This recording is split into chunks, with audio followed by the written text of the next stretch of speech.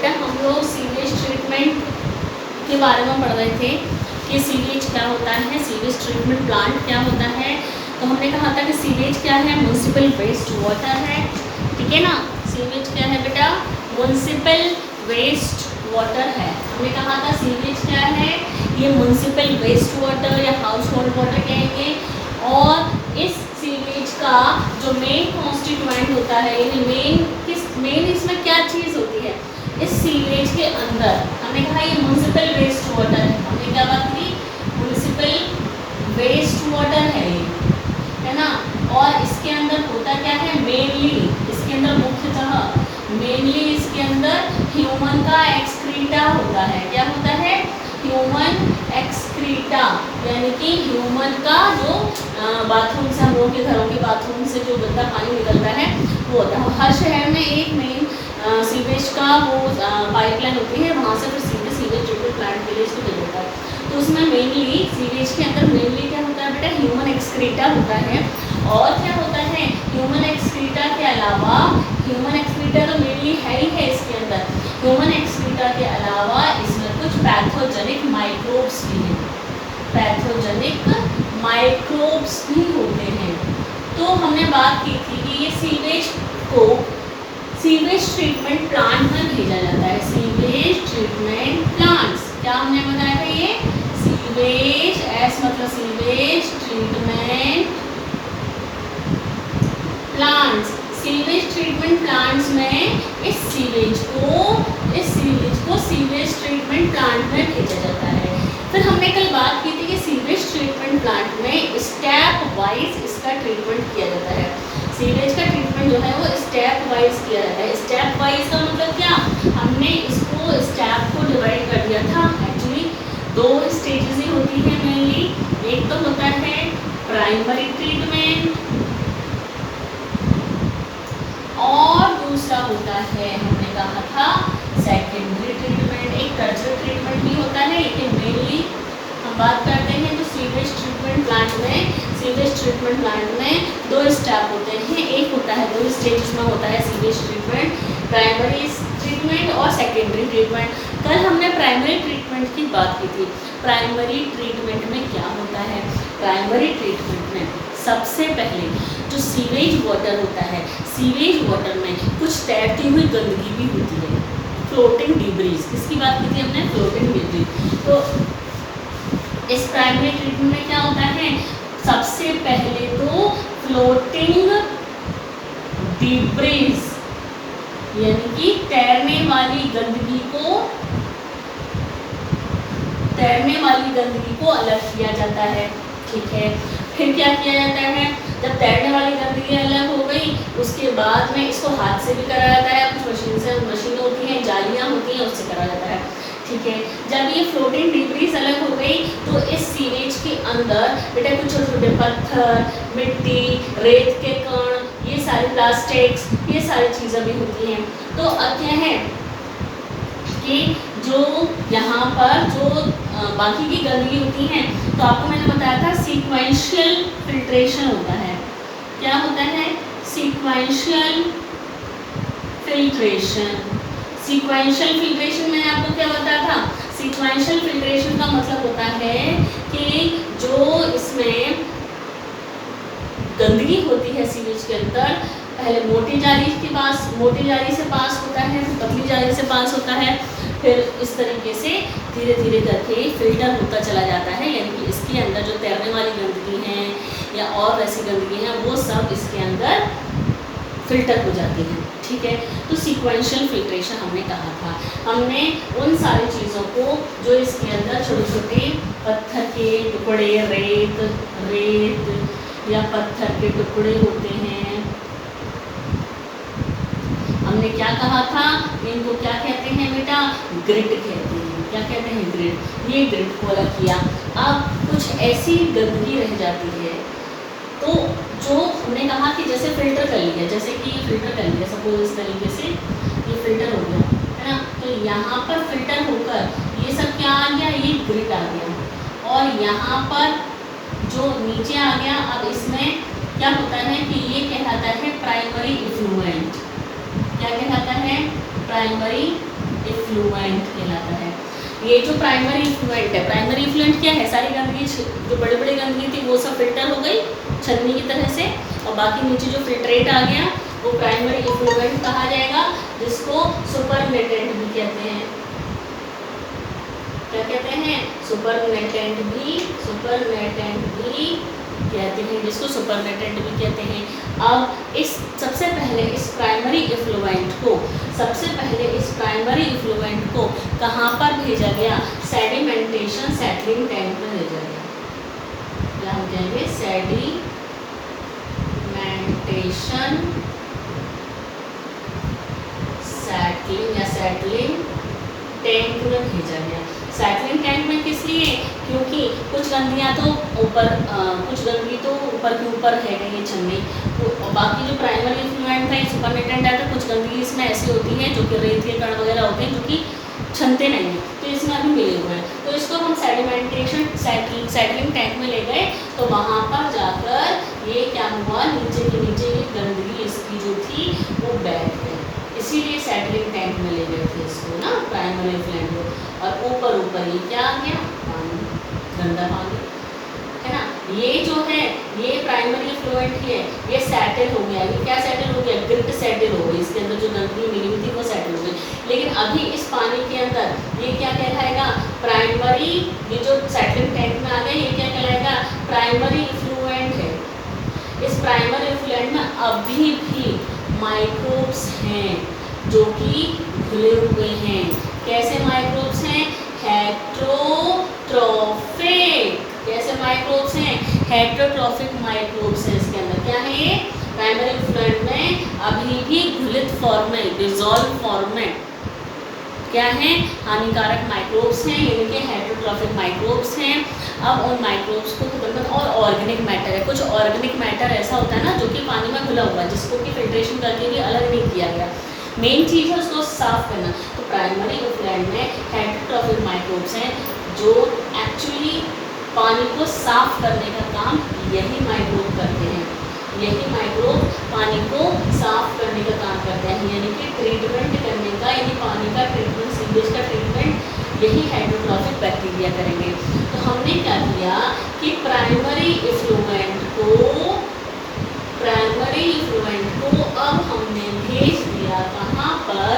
Aeration tank में। कहाँ भेज दिया? एरेशन टैंक्स में भेज दिया।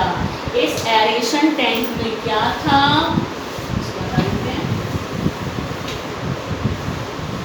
तो हमने कहा कि इस प्राइमरी इफ्लुएंट को हमने एरेशन टैंक में भेज दिया। ठीक है, मान लेते हैं कि एरेशन टैंक ऐसा है, ये एरेशन टैंक है। इस एरेशन टैंक में हमने भेज दिया किसको? प्राइमरी इफ्लुएंट को। क्यों भेजा? क्योंकि सेकेंडरी ट्रीटमेंट होगा अब यहाँ पर। प्राइमरी इफ्लुएंट का सेकेंडरी ट्रीटमेंट इस एरेशन टैंक में होगा।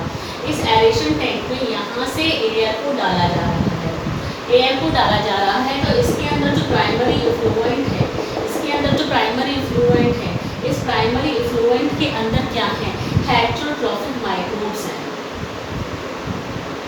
हेट्रोट्रॉफिक माइक्रोब्स हैं। हमने माइक्रोब्स की बात की है, ठीक है, ध्यान रखना। माइक्रोब्स में बैक्टीरिया फंजी दोनों आ जाते हैं। तो इस प्राइमरी इफ्लुएंट में हेट्रोट्रॉफिक माइक्रोब्स हैं। इसमें है प्राइमरी इफ्लुएंट में हेट्रोट्रॉफिक माइक्रोब्स हैं। ये हेट्रोट्रॉफिक माइक्रोब्स जो होते हैं, ये हेट्रोट्रॉफिक माइक्रोब्स एयर के अंदर आने से लगातार अपनी ग्रोथ करते रहते हैं। ये लगातार अपनी ग्रोथ करते रहते हैं और क्या बना लेते हैं? फ्लॉक्स। क्या बना लेते हैं? फ्लॉक्स बना लेते हैं बेटा। क्या बनाते हैं? फ्लॉक्स बनाते हैं। कल हमने बात की थी ना, फ्लॉक्स क्या है? फ्लॉक्स क्या है बेटा? बैक्टीरिया और फंजाई का मिक्सचर।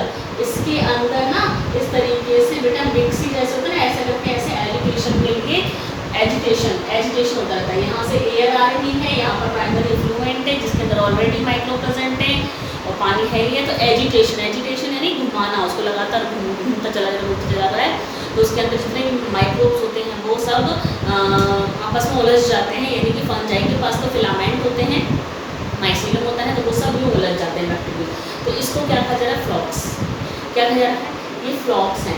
क्या है ये? फ्लॉक्स हैं। तो अब क्या हो रहा है कि ये हेटरोट्रॉफिक माइक्रोब्स जो हैं, ये हेटरोट्रॉफिक माइक्रोब्स पानी को साफ करने का काम कर रहे हैं, यानी इस पानी के अंदर जो ऑक्सीजन है वो ऑक्सीजन को लगातार वो यूज़ कर रहे हैं। क्यों यूज़ कर रहे हैं? क्योंकि यहाँ पर जो बैक्टीरिया है वो एरोबिक बैक्टीरिया है।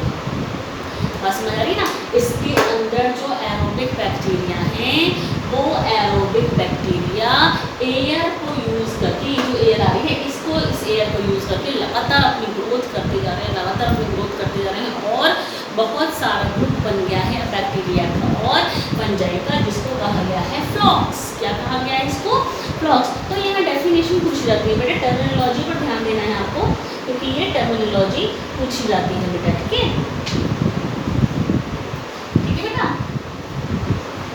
तो ये बात हमने की थी कि कैसे प्राइमरी इफ्लुएंट हमने किसी का पहले गंदगी छन गई, छनने के बाद जो नीचे पानी आया वो प्राइमरी इफ्लुएंट कहलाया, उसको सेडिमेंटेशन सेटलिंग टैंक में भेजा गया। ये सेटलिंग टैंक में जो कुछ अशुद्धियाँ ऐसी थी जो फिल्टर नहीं हो पाई थी, वो सब नीचे बैठ गई, जैसे रेत होती है, पानी में रेत वगैरह होती है, वो सब छन के आ गई, तो वो यहाँ पर बैठ गई, पानी ऊपर आ गया और ये यहाँ बैठ गई, सोने गिर डाला। तो हम इसको बेटा वो भी कह सकते हैं प्राइमरी स्लज। Primary sludge.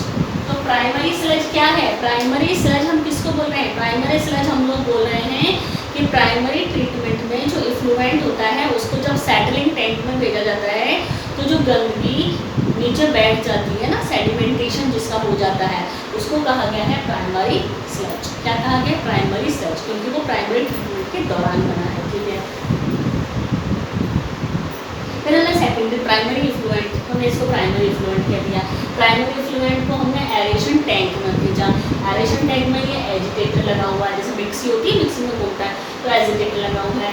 इस प्राइमरी इफ्लुएंट के अंदर हेटरोट्रॉफिक माइक्रोब्स थे, यानी कि बैक्टीरिया और फंजाई थे। एजिटेशन हुआ, एयर यहाँ से आ रही है, उस एयर को यूज़ किया, क्योंकि बैक्टीरिया जो थे इसके अंदर वो एरोबिक बैक्टीरिया थे। एरोबिक बैक्टीरिया लगातार एयर को यूज़ कर रहे हैं, ऑक्सीजन को यूज़ कर रहे हैं और अपनी ग्रोथ करते चले जा रहे हैं, और एक मैश लाइक स्ट्रक्चर बना लिया है, यानी कि जिसमें फंगस और बैक्टीरिया का मिक्सचर बन गया है, जिसको फ्लॉक्स कहा गया। क्या कहा गया बेटा? उसको फ्लॉक्स कहा गया। तो ये बन गया फ्लॉक्स। ठीक है, तो जब ये फ्लॉक्स बनता है, जब ये फ्लॉक्स बनता है, यहाँ से जब ये फ्लॉक्स बनता है तब बहुत सारी ऑक्सीजन को कंज्यूम करता है, ऑक्सीजन को यूज़ करता है, ऑक्सीजन को यूज़ कर रहा है, जिससे कि बीओडी जो है, बीओडी जो है वो कम हो जाती है। बीओडी क्या है? Bio chemical oxygen demand. Biochemical oxygen demand. हमने कल यही बात की थी, बीओडी कम यानी पानी साफ, और जिसकी बीओडी ज़्यादा होगी वो पानी उतना ही ज़्यादा पॉल्यूटेड होगा, यानी BOD is proportional to polluted water. BOD ज़्यादा, पानी पॉल्यूटेड, बीओडी कम, पॉल्यूटेड वाटर कम। ठीक है, तो बीओडी कम हो जाती है। हमने कल कहा था कि बीओडी का मतलब एक्चुअली क्या है? बीओडी का मतलब एक्चुअली है बायोकेमिकल ऑक्सीजन डिमांड, यानी कि ऑक्सीजन की वह मात्रा जो कि ऑक्सीजन की वह मात्रा जो कि सीवेज के अंदर जो ऑर्गेनिक मैटर प्रेजेंट था। ऑर्गेनिक मैटर क्यों? क्योंकि ह्यूमन का एक्सक्रीटा है, उसके अंदर ह्यूमन एक्सक्रीटा क्या है? ह्यूमन एक्सक्रीटा बेटा ऑर्गेनिक मैटर है। उस ऑर्गेनिक मैटर को ये एरोबिक बैक्टीरिया खाना शुरू कर देते हैं, खाते रहते हैं। बस समझ रही है? ह्यूमन का एक्सक्रीटा ऑर्गेनिक मैटर है इस सीवेज के अंदर, और इस सीवेज के अंदर ऑलरेडी जो हेटरोट्रॉफिक बैक्टीरिया प्रेजेंट है, यानी कि एरोबिक बैक्टीरिया है, वो एरोबिक बैक्टीरिया क्या कर रहे हैं? उस ऑर्गेनिक मैटर को खा रहे हैं, एरोबिक रेस्पिरेशन कर रहे हैं, खाते चले जा रहे हैं, ऑर्गेनिक मैटर को खा रहे हैं, यानी कि पानी को साफ कर रहे हैं। क्यों? क्योंकि अब सेकेंडरी ट्रीटमेंट में जो प्राइमरी इफ्लुएंट गया था, उस प्राइमरी इफ्लुएंट में अब वही ऑर्गेनिक मैटर तो रह गया है। क्यों? क्योंकि बाकी सब चीज़ें तो छन गई यहाँ पर प्राइमरी ट्रीटमेंट में। तो प्राइमरी इफ्लुएंट के अंदर सिर्फ क्या रह गया है? ऑर्गेनिक मैटर रह गया है। उस ऑर्गेनिक मैटर को ही खत्म करना, क्योंकि मेनली मुख्यतः उस ह्यूमन एक्सक्रीटा से ही तो सीवेज अब ये जो बैक्टीरिया हैं ये क्या कर रहे हैं, लगातार उस ऑर्गेनिक मैटर को खाते चले जा रहे हैं, ऑक्सीजन को यूज़ करते चले जा रहे हैं, यूज़ कर रहे हैं ऑक्सीजन को, तो ऑक्सीजन हो गई कम, यानी कि BOT, यानी ऑक्सीजन की वह मात्रा जो कि पानी 1 लीटर पानी को, ऑक्सीजन की वह मात्रा जो कि 1 लीटर पानी को यानी 1 लीटर सीवेज को साफ करने में यूज होती है। पानी की ऑक्सीजन की वह मात्रा जो कि 1 लीटर सीवेज को साफ करने में यूज होती है उसको बायोकेमिकल ऑक्सीजन डिमांड कहते हैं। क्वेश्चन बनता है बेटा, फ्लॉक्स से भी क्वेश्चन बनता है। फ्लॉक्स क्या होता है? प्राइमरी स्लज से भी क्वेश्चन बनता है कि प्राइमरी स्लज क्या होता है। तो प्राइमरी स्लज हमने किसको कहा कि प्राइमरी ट्रीटमेंट के दौरान जो सेटलिंग टैंक में, सबसे पहले सेटलिंग टैंक में जो भेजा जाता है सीवेज, उसमें जो नीचे बैठ जाता है, सेटल हो जाता है, सेडिमेंटेशन हो जाता है, उसको प्राइमरी स्लज कहते हैं। ठीक है, हमने ये सब बात कर ली कि अब ऑर्गेनिक मैटर खाना शुरू करा, BOD हो गई कम, BOD क्या हो गई कम। अभी हमने आपको बताया कि BOD एक्चुअली होता क्या है। ठीक है, तो हम ये प्रोसेस सीवेज का ट्रीटमेंट, हम सीवेज का ट्रीटमेंट कब तक करते रहते हैं, कब तक करते रहते हैं, जब तक BOD बिल्कुल खत्म नहीं होती, BOD बिल्कुल कम नहीं हो जाती है, तब तक हम सीवेज का ट्रीटमेंट करते रहते हैं। अब क्या होता है बेटा कि सीवेज वाटर जो होता है, सीवेज वाटर जो होता है उसको वापस किस में भेजा जाता है, सेटलिंग टैंक में भेजा जाता है।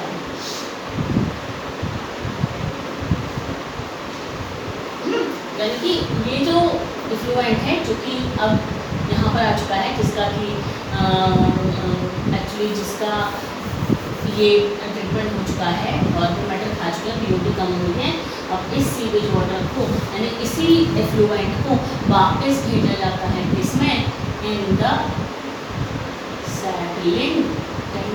लेकिन ध्यान रखना ये सेटलिंग टैंक वो वाला सेटलिंग टैंक नहीं है, ये दूसरा सेटलिंग टैंक है। क्यों? क्योंकि इस सेटलिंग टैंक में हम उस इफ्लुएंट को भेज रहे हैं जिसमें कि ऑर्गेनिक मैटर ज़्यादा से ज़्यादा खत्म हो ही चुका है।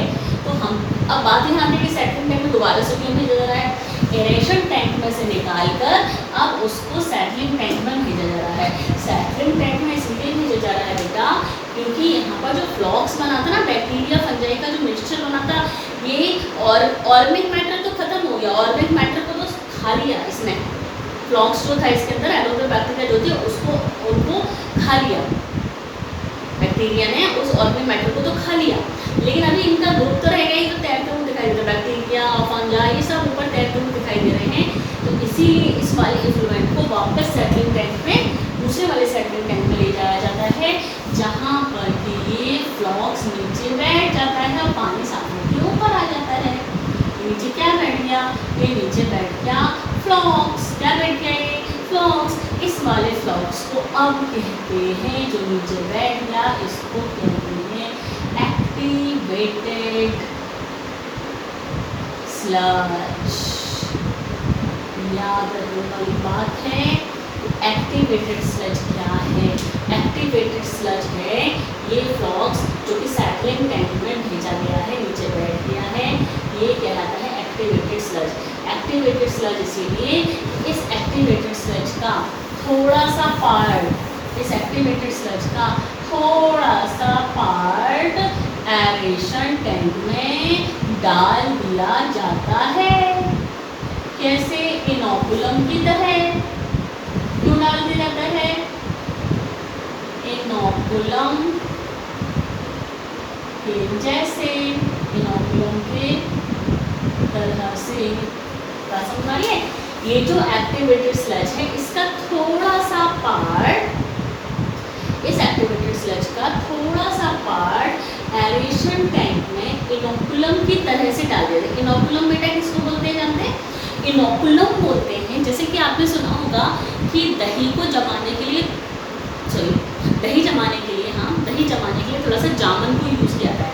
दूध को हल्का सा गर्म करके हम लोग थोड़ा सा उसमें दही जरा सा दही डालते हैं, जिसको लोग जामुन बोलते हैं। क्या बोलते हैं? जामुन भी बोलते हैं उसको, जो दही जमाने के लिए यूज़ कर रहे हैं। थोड़ा सा दही जो कि दूध में डाला जाएगा दही को जमाने के लिए, तो थोड़े से उस जामुन को क्या बोलते हैं? इनोकुलम। क्यों यूज़ किया जाता है वो इनोकुलम? दही को जमाने के लिए। सेम इसी तरीके से ये जो एक्टिवेटेड स्लज है, ये एक्टिवेटेड स्लज के अंदर एरोबिक बैक्टीरिया थे, है ना। ये एक्टिवेटेड स्लज के अंदर एरोबिक बैक्टीरिया है, इसका थोड़ा सा पार्ट इस एरेशन टैंक में डाल दिया जाता है। और क्यों? इनोकुलम की तरह से। क्यों? क्योंकि यहाँ पर अब वो दोबारा से और सारा जो और पानी इसके अंदर आ रहा है, सीधे जा रहा है, उसको साफ करेगा। वो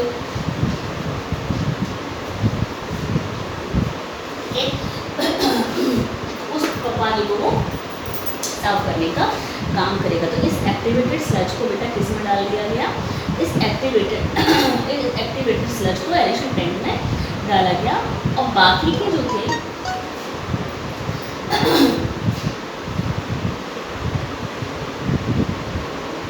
थोड़ा भाग इस एक्टिवेटेड स्लज का इस एरेशन टैंक में भेजा गया, और बचा हुआ जो भाग था उसको कहाँ भेजा गया बेटा? उसको भेजा गया डाइजेस्टर्स में। डाइजेस्टर्स बड़े बड़े टैंक होते हैं, ठीक है ना? नाम भेजा गया एनाएरोबिक स्लज डाइजेस्टर्स, कहते हैं इसको एनाएरोबिक स्लज डाइजेस्टर्स के अंदर इसको भेज दिया गया। क्यों? क्योंकि इस डाइजेस्टर के अंदर क्या थे? एनाएरोबिक बैक्टीरिया थे। वो एनाएरोबिक बैक्टीरिया जब हमने इसके अंदर ये फ्लॉक्स डाल रखा है ना, ये फ्लॉक्स डाल रखा है इसके अंदर, ये फ्लॉक्स डाल रखा है, तो ये एनाएरोबिक बैक्टीरिया इन एरोबिक बैक्टीरिया को खाना शुरू कर देंगे, ख़त्म करना शुरू कर देंगे। हमें इसको भी तो ख़त्म करना है, तो हमने इसको स्लज डाइजेस्टर में डाल दिया। और अब एक साइड से पानी साफ निकलता रहता है, जिसको हमें नदियों में भेज दिया जाता है। तो इस तरीके से पूरा हम लोग बात किए हैं कि किस तरीके से सीवेज ट्रीटमेंट प्लांट में पानी को साफ किया जाता है। अच्छा, एक चीज़ और ध्यान रखना बेटा कि जब एनाएरोबिक स्लज डाइजेस्टर में इस फ्लॉक्स को, बचा हुआ भाग है इस फ्लॉक्स का, उसको डाला जाता है, क्योंकि इसको तो खत्म करना, बैक्टीरिया बन जाए, तो इसको डाइजेस्ट करने के लिए भेजा जाता है। तो यहाँ पर बहुत सारी गैसेस प्रोड्यूस होती हैं इसके अंदर ना, गैसेस प्रोड्यूस होती हैं। पहले हमने बात की थी, गैसेस प्रोड्यूस होती हैं, hydrogen sulphide gas, methane gas, जो कि बायोगैस बनाने के काम करती है। पानी भी साफ हो रहा है, बायोगैस भी यूज हो रही है, दोनों चीज़ें सही हैं, दोनों चीज़ों का काम चल रहा है। सीवेज ट्रीटमेंट प्लांट में पानी भी साफ हो रहा है और बायोगैस भी प्रोड्यूस हो रही है, ठीक है। इस तरीके से सीवेज ट्रीटमेंट प्लांट है। बहुत सारे शहरों में क्या है कि सीवेज ट्रीटमेंट प्लांट की कमी हो रही है, मतलब इतनी ज़्यादा जनसंख्या, पॉपुलेशन बढ़ चुकी है कि सीवेज ट्रीटमेंट प्लांट से काम नहीं चल रहा। तो आपने देखो गंदगी, नदियों में कितनी गंदगी पाई जा रही है, लोग नदियों में नहा रहे हैं, गंदगी फैला रहे हैं नदियों में।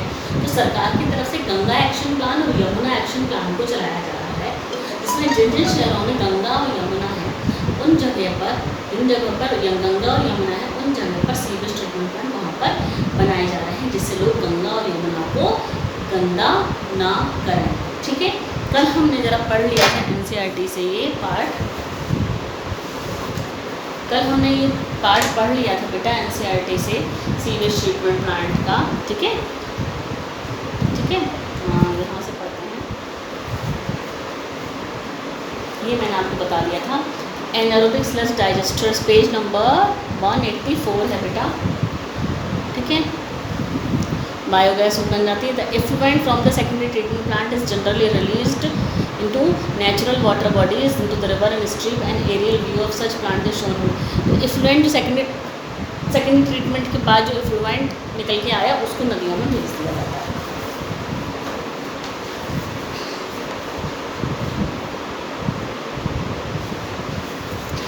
ठीक है, तो देखिए, you can appreciate how microbes play a major role in treating millions of gallons of waste water every day across the globe। यानी पूरे संसार में कितने गैलन पानी को, कितने गैलन वेस्ट वाटर को ये सीवेज ट्रीटमेंट प्लांट के थ्रू माइक्रोब्स कितने सारे माइक्रोब्स हैं जो कि इतने गैलन्स पानी को साफ करने का काम कर रहे हैं। This methodology has been practised for more than a century now in almost all parts of the world. संसार के सभी भागों में ये सीवेज ट्रीटमेंट प्लांट बनाए गए हैं। टिल डेट, इस लाइन को अंडरलाइन कर लीजिए, बहुत ही इंपॉर्टेंट चीज़ है। Till date no man made technology has been able to rival the microbial treatment of sewage. इस लाइन को ध्यान से देखिए, till date no man made methodology has been able to rival the microbial treatment of wastage. यानी कि sewage के treatment के लिए माइक्रोब्स बहुत ही अच्छा तरीका है कि माइक्रोब्स के थ्रू सीवेज का ट्रीटमेंट किया जाए, क्योंकि अभी तक ऐसी कोई भी टेक्नोलॉजी डेवलप नहीं की है मैन ने, ह्यूमन बींग्स ने अभी तक कोई भी ऐसी टेक्नोलॉजी डेवलप नहीं कर पाई है जो कि सीवेज को इतनी अच्छी तरीके से साफ कर पाएँ जितना कि माइक्रोब करते हैं। तो ये बहुत ही अच्छा तरीका है, मतलब टेक्नोलॉजी डेवलप नहीं हो पा रही है इतनी, माइक्रोब्स बहुत ज़्यादा अच्छे से पानी को साफ कर रहे हैं, जबकि कोई टेक्नोलॉजी ऐसी अभी तक नहीं बनाई गई है, बनाई गई है नहीं, कोई ऐसी टेक्नोलॉजी डेवलप हुई नहीं है जो कि सीवेज का ट्रीटमेंट कर पाई, नहीं कोई मशीन ऐसी नहीं बनाई गई है। मशीनें तो बनाई गई हैं, उसमें सीवेज का ट्रीटमेंट करके भी देखा गया, लेकिन पानी उतना साफ नहीं हुआ, सीवेज का ट्रीटमेंट उस तरीके से नहीं हुआ जिस तरीके से कि माइक्रोब्स करते हैं। तो कोई भी इस तरीके की टेक्नोलॉजी अभी तक डेवलप नहीं हो पाई। You are aware that due to increasing urbanization, sewage is being produced in much larger quantity than ever before। तो आपको मालूम है पॉपुलेशन बढ़ रही है, जनसंख्या बढ़ रही है, सीवेज ट्रीटमेंट नहीं हो पा रहा है उतना। However, the larger quantities than ever. However, the number of sewage treatment plant has not increased enough to treat such large quantity। तो सीवेज ट्रीटमेंट प्लांट इतने ज़्यादा बने नहीं हैं, जितने थे उतने ही हैं, नहीं बन रहे हैं अभी, तो इसलिए पानी को गंदा किया जा रहा है, नदियों को गंदा किया जा रहा है। So the untreated sewage is often discharged directly into the river, leading to the pollution and increase the waterborne diseases। तो सीवेज को लोग ज़्यादातर गंदगी को बहा रहे हैं, कहाँ नदियों में बहा रहे हैं, नदियाँ पॉल्यूट हो रही हैं। The Ministry of Environment and Forest has initiated Ganga Action Plan and Yamuna Action Plan to save these major rivers of our country from pollution। तो गंगा एक्शन प्लान और यमुना एक्शन प्लान बनाया गया है। अब बात सोचने की है कि गंगा और यमुना की, क्योंकि गंगा और यमुना जो है ये मेजर रिवर हैं और लोग ज़्यादातर गंगा और यमुना पर ही ज़्यादातर जाते हैं कि नहाने के लिए, पाप को धुल जाएंगे, नदियों में नहा लेंगे। गंगा यमुना को ही ज़्यादातर यूज़ करते हैं, इसकी गंदगी सबसे ज़्यादा इन्हीं नदियों पर मिलती है, इसीलिए गंगा यमुना एक्शन प्लान को बनाया गया, चलाया गया। ठीक है, Under these plans, it is proposed to build a large number of sewage treatment plants so that only treated sewage may be discharged in the rivers। तो इस प्लान के अंतर्गत ये किया गया कि वहाँ पर सीवेज, जहाँ जिस शहर में गंगा और यमुना है वहाँ पर सीवेज ट्रीटमेंट प्लांट बनाए जाए नदियों के पास, जिससे कि लोग नदियों में गंदगी को ना बहा पाएँ। ठीक है, अब visit to a sewage treatment plant situated in any place near you, ये बात हुई सीवेज ट्रीटमेंट प्लांट की। ठीक है, सीवेज ट्रीटमेंट प्लांट के बाद हमें क्या पढ़ना है बेटा, microbes in production of biogas.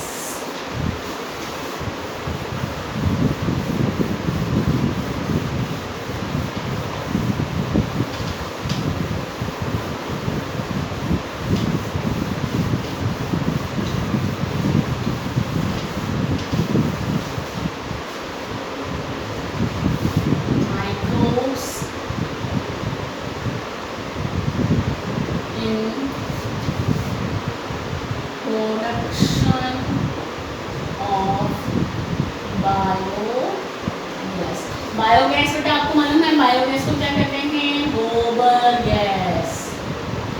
गोबर गैस गांव वगैरह में गोबर गैस का यूज़ किया जा रहा है। ये बहुत ही अच्छा एक ईंधन का साधन है, ईंधन है जिससे कि मतलब इन्फ्लेमेबल होता है और ज़्यादा खतरा नहीं रहता है। ठीक है, पोल्यूशन नहीं होता है। दूसरी चीज़ ये कि गोबर से बनाया जा रहा है, कैटल डंग से बनाया जा रहा है। एक बड़ा सा टैंक होता है, उसके अंदर उसको डाल देते हैं डंग, स्लरी बोलते हैं, क्या बोलते हैं, स्लरी को डाल दिया जाता है। यानी कि गोबर को पानी में घोलकर उस टैंक के अंदर कुछ 12 से 15 फीट का टैंक होता है, उस स्लरी किसको बोलते हैं, गोबर को पानी में घोला और एक गाढ़ा लिक्विड बना लिया और उसको उस टैंक के अंदर डाल दिया। उस टैंक के अंदर डाल दिया, उस टैंक के अंदर माइक्रोब्स हैं, कौन से, मिथेनोजन्स, है ना। जैसे टैंक के अंदर डाला, जैसे कि ये बड़ा टैंक था, इस टैंक के अंदर स्लरी को डाल दिया और यहाँ पर एक फ्लोटिंग कवर है, फ्लोटिंग कवर है। यहाँ पर बैक्टीरिया रिएक्शन करते जा रहे हैं, तो जैसे जैसे गैस बनती जा रही है तो गैस की वजह से ये जो फ्लोटिंग कवर है ये ऊपर की तरफ उठता है। जैसे जैसे ही ऊपर की तरफ उठता है तो हमें पता लगता रहता है कि गैस बन रही है, गैस बन रही है। और इस गैस को यहाँ से बाहर निकलने का भी रास्ता होता है जिसको आउटलेट बोलते हैं, जिससे कि घरों में ये बायोगैस, हाउसेज में घरों में बायोगैस पहुँचा दी जाती है। बाकी जो बचता है वो यहाँ से बाहर निकल, एक और आउटलेट होता है। यहाँ से तो गैस निकल रही है, जो गैस इसके अंदर बन रही है, इसके अंदर गोबर की स्लरी पड़ी हुई है, यहाँ गैस बन रही है ना, गैस बन रही है। तो इसके ऊपर एक्चुअली ये कवर जैसा होता है, जैसे जैसे गैस बनती है ये ऊपर उठता चला जाता है, ऊपर उठता चला जाता है। तो हमें पता लग जाता है जितना ऊपर उठेगा हम पता लगता है गैस ज़्यादा बन रही है। उस गैस को यहाँ से निकाला जाता है और घरों में भेजा जाता है। एक और आउटलेट होती है यहाँ पर, जिससे कि जो बचा हुआ होता है गोबर, गैस बन गई, जो बचा हुआ गोबर होता है उसको फर्टिलाइजर की तरह से, खाद की तरह से यूज़ कर लिया जाता है। ठीक है, तो ये बायोगैस जो होती है, इस बायोगैस को बायोगैस प्लांट में बनाया जाता है। कौन से बैक्टीरिया बनाते हैं? मिथेनोजेंस। कौन से बैक्टीरिया बनाते हैं बेटा? मिथेनोजेंस। देख लीजिए पेज नंबर 186 पर ये बना हुआ फिगर, ये है बायोगैस प्लांट। देख रहे हैं आप, ये डाइजेस्टर है, टैंक दिख रहा है ये आपको? देखिए ये टैंक आपको दिख रहा है बेटा, ये गैस होल्डर है, ठीक है। ये स्लज है, ये डंग वाटर है, डंग वाटर ही नहीं, यहाँ से स्लरी को भेजा जा रहा है। ये स्लरी यहाँ आ रही है, यहाँ डाइजेशन हो रहा है। डाइजेशन कौन कर रहा है? डाइजेस्टर में कौन है? बैक्टीरिया है। बैक्टीरिया इसको डाइजेस्ट कर रहे हैं, गैस बना रहे हैं। कौन से बैक्टीरिया? एनाएरोबिक बैक्टीरिया। वो क्या कर रहे हैं? गैस को बना रहे हैं, है ना। उस गैस में मेनली मुख्यतः ये गोबर गैस के अंदर कौन सी गैस होती है? मीथेन गैस होती है, और कार्बन डाइऑक्साइड भी होती है। देखिए लिखा हुआ है CH4+CO2, ये गैस। ये देख रहे हैं आप, ये गैस होल्डर है। क्या लिखा है? Gas holder. ये गैस होल्डर यहाँ पर लगा हुआ है। क्यों? गैस बनती है तो ये ऊपर की तरफ उठता चला जाता है। ये जितना बाहर की तरफ आता चला जाएगा हमें पता चलता चला जाएगा कि गैस बन रही है। उस गैस को यहाँ से देख रहे हैं यार, वो बाहर निकाल दिया जाता है, घरों में भेज दिया जाता है। और ये स्लज है, स्लज यानी कि जो गंदगी, जो बचा हुआ गोबर रहता है वो यहाँ पर आ जाता है, जिसको फर्टिलाइज़र की तरह से यूज़ करते हैं। ठीक है, कल हम लोग इसका पूरा पढ़ेंगे एनसीईआरटी में, क्योंकि हमें एनसीईआरटी इस चैप्टर में पढ़नी बहुत ज़रूरी है बेटा, क्योंकि यहाँ पर जो टर्मिनोलॉजी दी हुई है वही टर्मिनोलॉजी को पूछा जाता है, क्वेश्चन बनाकर उसी से पूछ लिया जाता है। जैसे कि सीवेज ट्रीटमेंट प्लांट में प्राइमरी स्लज क्या है, एक्टिवेटेड स्लज क्या है, फ्लॉक्स क्या है, ठीक है ना, और डाइजेस्टर में क्या होता है, ये सब चीज़ें पूछी जाती है। टर्मिनोलॉजी पर हमें इस पर ध्यान देना। तो हम कल इसको बायोगैस प्लांट के बारे में पूरा एनसीईआरटी से देखेंगे किस तरीके से गैस बनती है। बाकी मैंने आपको समझाया कि किस तरीके से ये प्लांट में काम होता है। ठीक है, तो हम लोग बायोगैस प्लांट के बारे में एनसीईआरटी से सबसे पहले पढ़ेंगे, फिर 2 दिन में